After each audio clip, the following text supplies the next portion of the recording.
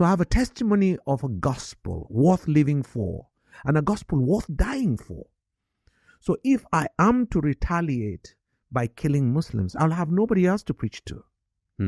But if I let them kill me, I will not be able to preach anymore. I'm in a situation of Philippians 1:21, where for me to live is Christ and to die is gain.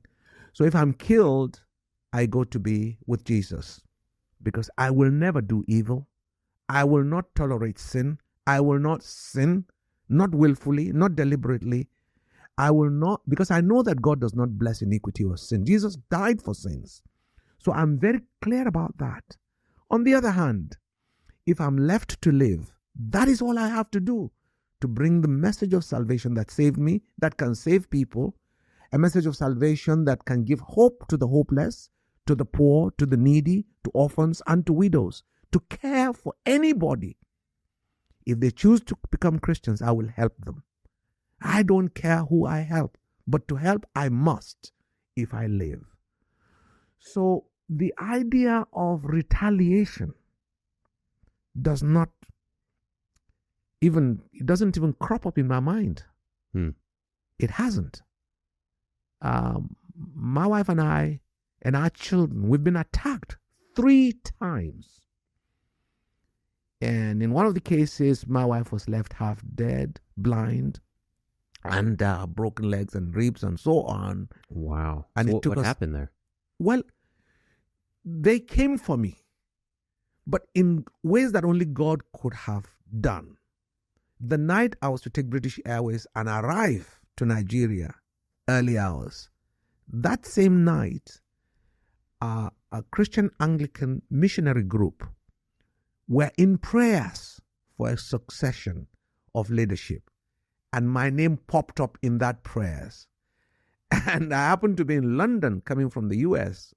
I happened to be in London, spending a few days. So they called me up and said, could I come to this meeting in a church in central London? I think it was in St. Helens. And I went, and they just presented me with this, that the Lord has chosen me to be the international director of SOMA. So I had to cancel my flight. That night, 1 a.m., they were at my house looking for me to kill. They didn't find me, but they didn't believe I was not back, because people who would kill usually they're accurate in their intel. They knew I would have been back. But that was the night they came, didn't find me. They knocked off our son, and left him fainting. And our last, the 6th boy, he was just about 6 years old. They broke his jaw and beat up everybody else in the house, mercilessly.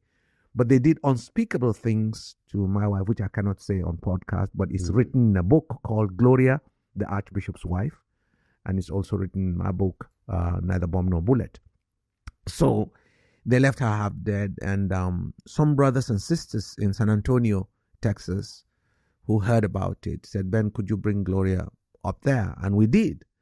And they didn't take a dime from us. Surgeons, people, and all they said is, Ben, you preach the gospel to us. It's our time to pay you back.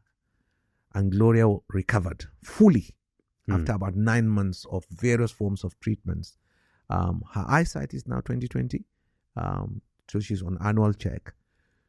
Exactly 1 year, we were going to do a Thanksgiving. These guys came back. And they met me in the house. And they took me out into the compound of our house. And they were going to slaughter me there. But the leader, who was now enraged, said, no, we'll spill his blood in his bedroom. So they took me to my bedroom. And I asked their permission if I could pray. And they said, yes. Could I read the Bible before you kill me? They said, yes. So I prostrated. And I was reading the Psalms. And then I closed my eyes and was in prayers. A few minutes later, I felt cold hands hold me, my left hand. And I opened a little bit. It was Gloria. She said, shh, keep praying. And we're praying. A few minutes later, I heard steps and I knew this was it. So I opened my eyes just a little bit to see who it was. And behold, to see that it was my son. And he said, Daddy, they're gone. So till Jesus comes back, we don't know what they saw that drove them away or what they didn't see that drove them away. But that's how they left. The only evidence is the destruction of the doors of my house and the lethal weapons they left behind, a sledgehammer, a ladder, and knives and things that they left as evidence. Otherwise, no one would believe it. And the house was full. My younger brother had come to pick his son. He was in the house. It was holiday time. Everybody was there because we were going to do a Thanksgiving the following week. Previous to that, in 1987, I was rescued again by some security forces. That night, my wife had traveled the day in the morning. They came that night to rescue me. They said, "You're going to be killed." I said, "Why? We had only 2 little children." So when they came, they thought I was in the house. I think they threw a gas cylinder into the house and blew the whole house up and burnt my church and burnt everything around the church, thinking I was dead. So I've seen this kind of thing, and deep down in my heart is love for these people and for their ignorance. Because there's no need to kill. And if only our Nigerian governments know that, and I have preached that, you don't kill a people in order to earn. Because when you spill blood, the land will respond in ways that only God has done. Blood spilling can only bring judgment, and it's unnecessary. We can deal with this amicably, and everybody will go, you win, I win. But to think of wiping away a whole race or to wipe away a people because of their faith in order to occupy and in order for, out of greed, gain more wealth. Now tell me who lives on this earth forever. So I have a very strong theology on my part as Archbishop. This is what I teach. This is what I preach. We don't have to spill blood. But I don't think that neither the Nigerian government or the greedy people are hearing this. Because the repercussion is when you kill all the peaceful people, the Christian peaceful people, you will be left with ungodly generation who will retaliate, and it doesn't matter when. And we've seen that in history in parts of the world. They will retaliate. It may take 50 years, but they will retaliate. In some cases, 30 years. But they will retaliate. Because the little children that you've left behind who are deprived, who are angry, who have not received counseling, who have not received trauma counseling and healing, that unhealed part of their lives, at 30 years down the road, they will muster an army. And then another world will be crying for another genocide.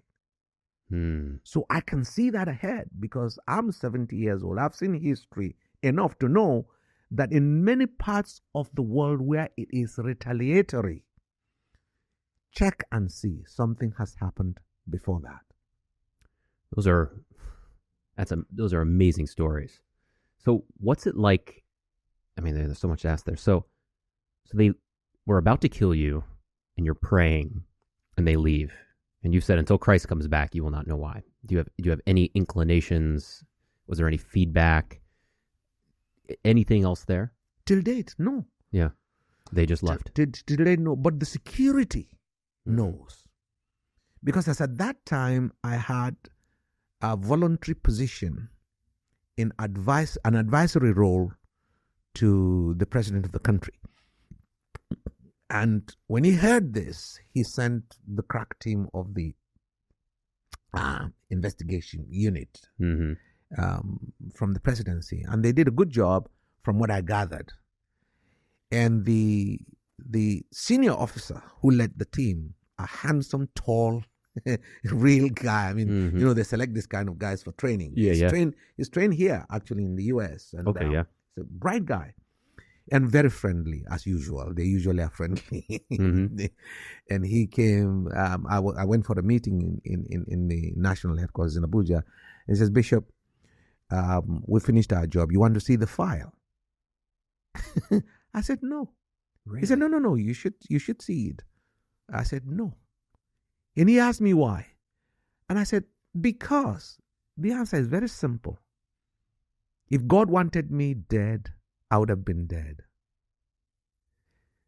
And God himself, who knows these people that you now know, and you have a record of it, he was there when they were planning this thing. God was there. He knows their phone numbers. He knows them by address.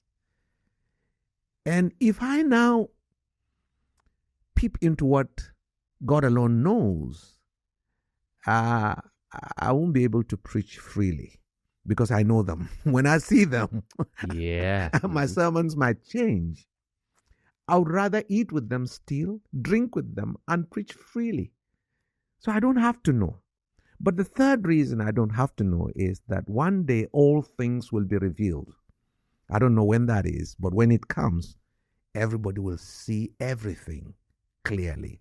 And by the way, the angels in heaven are writing and documenting even better than the police anywhere in the world, whatever we do. Mm-hmm.